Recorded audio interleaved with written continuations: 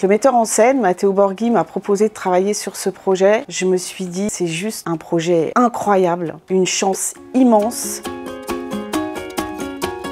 Bonjour, je me nomme Isabelle Antoine. Je suis costume designer à Disneyland Paris depuis 14 ans. Je crée les costumes pour les spectacles, pour les parades et notamment Alice and the Queen of Hearts. Je suis Steve Prouet, donc je suis modéliste à l'atelier des costumes. Et donc un modéliste, c'est vraiment la personne qui reçoit le croquis, qui traduit en 3 dimensions, en réel, vraiment le croquis. Voilà, moi je prépare un peu comme un architecte prépare des plans, nous c'est la même chose. On fait vraiment tous les patrons pour que la couturière après elle suive finalement le pulse qu'on a créé. Non, ouais, sur le spectacle d'Alice au Pays des Merveilles, j'ai travaillé uniquement sur Alice. Déjà, je travaille sur plusieurs projets en même temps.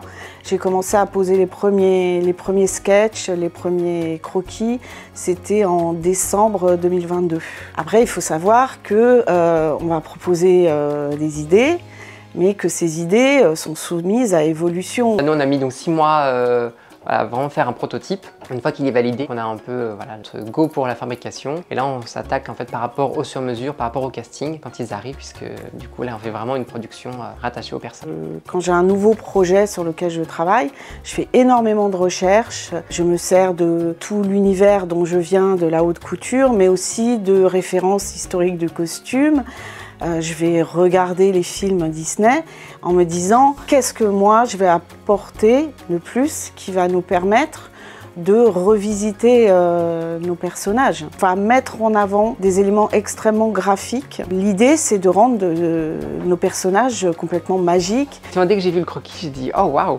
On a toujours des contraintes sur même plusieurs spectacles par saison, que ce soit Halloween ou Noël. Chaque spectacle a vraiment un peu sa touche. Moi, je me dis, c'est plus sophistiqué que ce qu'on nous demande souvent à Disney. Là, je me dis, il y a quand même une touche couture. Voilà, je connais Isabelle et son goût pour la haute couture, donc c'est vrai que je me dis, là, on va pouvoir vraiment s'amuser et proposer aussi des finitions qui sont un peu différentes. Quand on a en fait un costume comme ça, là, on commence à brancher un peu nos petites cellules en se disant comment on va faire pour que tout se tienne en place, mais même si c'est en extérieur, s'il pleut, ou si c'est une chanteuse ou une acrobate, ça dépend par exemple. Alors, il y a une vingtaine de maquettes différentes, à peu près 5000 pièces de costumes, mais 5000 pièces de costumes comprenant toute la panoplie, c'est-à-dire qu'on part du chapeau jusqu'aux chaussures, parce qu'on va même créer les chapeaux, les chaussures, ainsi que tous les éléments que vous ne verrez jamais sur les costumes, qui sont les éléments de base des costumes sur lesquels on vient fixer les costumes. Il faut savoir qu'un spectacle comme ça, c'est techniquement un vrai challenge. Déjà parce qu'on est sur pas mal de disciplines. On a du chant, on a de la danse, on a des acrobates, on a des BMX.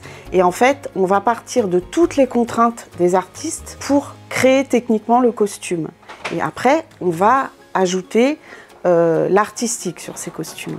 On est sur quasiment que du Made in France. Je suis venue voir Steve avec mes maquettes. Je lui ai dit, tu vois la maquette, là, il y a beaucoup de plissés.